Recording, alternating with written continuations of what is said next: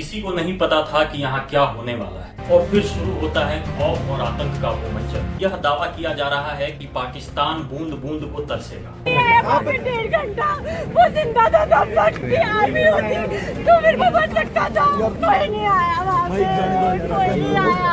अब आप ही बताइए इस मासूम की क्या गलती है। इसने इस हमले में अपने पिता को खोया है। इस बच्चे के सवाल का जवाब तो मिलना ही चाहिए। उस दिन भी सुनहरी धूप खिली थी, जैसे हर सुबह पहलगाम की धरती को चूमती हो। पहलगाम की बेसरम घाटी पर्यटकों की हंसी से गूंज रही थी। लोग बेखौफ, बेफिक्र और बेखबर प्रकृति की गोद में खोए थे। किसी को नहीं पता था कि यहाँ क्या होने वाला है। तभी कुछ लोग हाथों में हथियार लिए आते हैं, लोगों से कुछ सवाल पूछे जाते हैं और उन सवालों के तराजू पर मासूमों की जिंदगी तौल दी जाती है। उन सवालों के आगे जवाबों का वजन हल्का पड़ता है और फिर शुरू होता है खौफ और आतंक का वो मंजर। मासूमों की हंसी चीख में बदल जाती है और कश्मीर की वादियां खून से सज जाती है।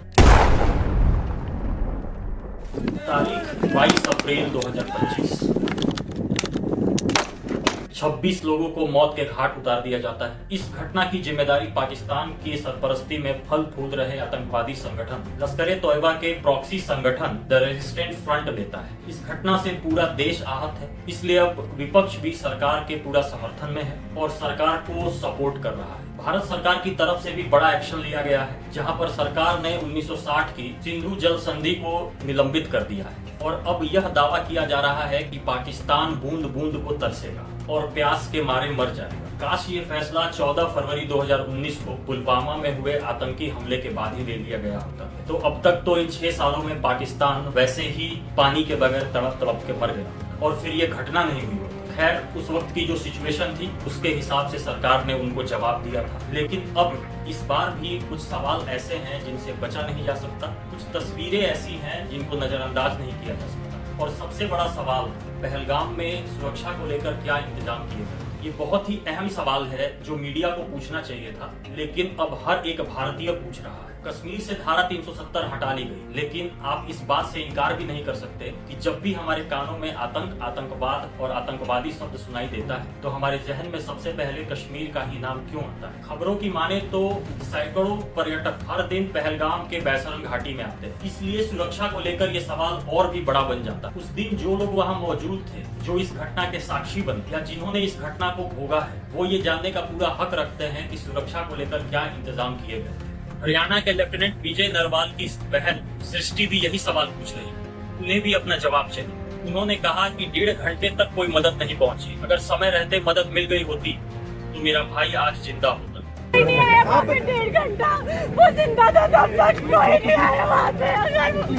अगर वो आर्मी होती तो फिर वो बच सकता था। कोई नहीं आया वहाँ पे, कोई नहीं आया।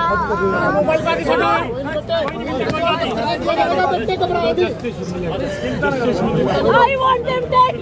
जिन्होंने मेरे भाई को मारा, मुझे वो dead चाहिए। वो मरेगा। अब आप ही बताइए इस मासूम की क्या गलती है। इसने इस हमले में अपने पिता को खोया है। इस बच्चे के सवाल का जवाब तो मिलना ही चाहिए। सरकार तो गई हुई है, मतलब इतना बड़ा आतंकवादी का हमला हुआ, उनकी कुछ पता ही नहीं है। इधर पूरी नीचे पूरे आर्मी का बेस है, उन्हें पता ही नहीं है, मतलब कुछ भी है। मतलब चाहता हूँ कि पहलगाम के ऊपर आर्मी रखो, 2-3 रखो पर रखो। अब कभी आप घूमने जाने का मन करेगा वहाँ जो हुआ आपके साथ? नहीं, बिल्कुल नहीं। इधर इंडियन आर्मी और दूसरे सिक्योरिटी फोर्सेस एक्शन में हैं। इस घटना में शामिल 5 टेररिस्ट, जिसमें से 3 पाकिस्तानी और 2 लोकल कश्मीरी थे, जिनमें से एक का नाम आदिल था। आदिल पर आरोप ये है कि उसने पाकिस्तान से आए उन तीनों टेररिस्ट को पनाह दी थी और उनके लिए बतौर गाइड का काम किया था। इस पूरी घटना की साजिश और अंजाम देने तक वो उन तीनों टेररिस्ट के साथ था। जैसे ही आदिल के बारे में सिक्योरिटी फोर्सेस को जानकारी मिली, वो उनके घर पहुंचते हैं और उसके घर को बम से उड़ा दिया जाता है। जल्द से जल्द वो पाकिस्तानी आतंकवादी भी पकड़े जाएंगे। तब तक आप सभी से अपील है कि सरकार पर भरोसा रखें। उन कायर दहशतगर्दों को उनके किए की सजा जरूर दी जाएगी। आज के वीडियो में बस इतना ही। मिलते हैं अगले वीडियो में। जय श्री राम।